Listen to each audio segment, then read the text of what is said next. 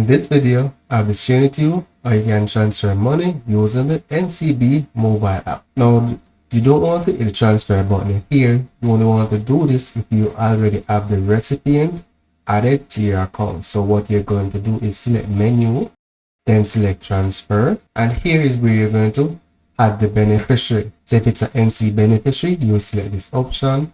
If it's a other bank beneficiary, then you select this option. All right, so select what best applies to you. So in most cases, we want to transfer to other bank beneficiary. So here you're going to choose the account type, select the beneficiary bank, let's say JMNB. Then you're going to provide the beneficiary name, account number, and a nickname. You're going to select the branch, specify the beneficiary name, provide their account number, and then a nickname for the account. The nickname is the account that you'll see as the beneficiary name, right? So I'm just going to say EMR test. And then once you select done, you'll be given the option to enter the RSA token. Now once you enter your token, you can just select submit and that's it, right? So you already have beneficiaries added to my account. So I'm going to cancel this and demonstrate the other step. So let me cancel this piece here. Yes, right? So once you had the beneficiary, you can go back and select transfer here. Select the account that you want to make the transfer from. Then select next. If you're transferring to another NCB account, then you select other NCB.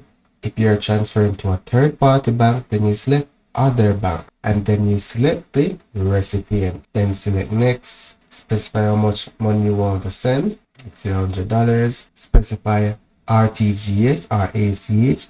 RTGS is the same day and it costs a little bit more, and ACH is the next day, which is a little cheaper than the RTGS. Then you can add a note and then select next. So here I'm just going to select submit, and in order to complete the transfer, you have to enter your RSA token from the app or the physical token and then submit. And then once you do that, your transfer will be initiated. And that's basically it. I don't want to make a transfer now, so I won't be continuing.